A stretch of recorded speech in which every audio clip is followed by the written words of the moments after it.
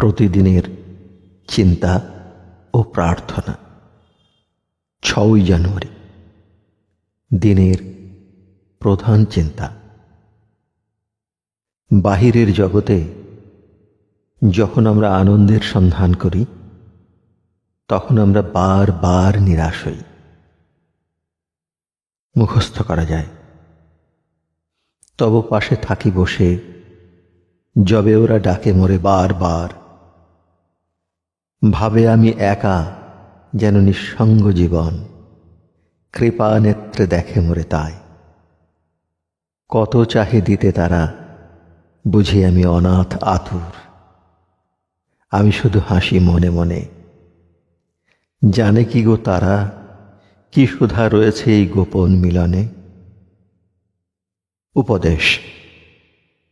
ভগবৎচরণে জীবন নিবেদন করিতে পারিলে যে কি সুখ, কি আনন্দ, কি দিব্য অনুভূতি লাভ হয়, তাহা নিজেদের প্রাণ দিয়াই শুধু আমরা বুঝিতে পারি।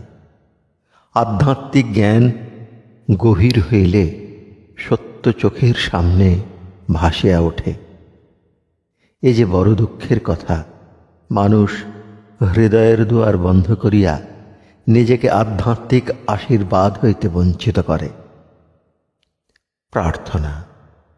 হে মোর কোমল হৃদয় প্রভু, তুমি আমার হৃদয়ের পরম আনন্দ। তুমি একমাত্র সাধন লভ্য আমার ভালোবাসার ধন। অনিত্য সংসারে তুমিই নিত্য, জগতের অন্ধকারে তুমি অনির্বাণ আলোক।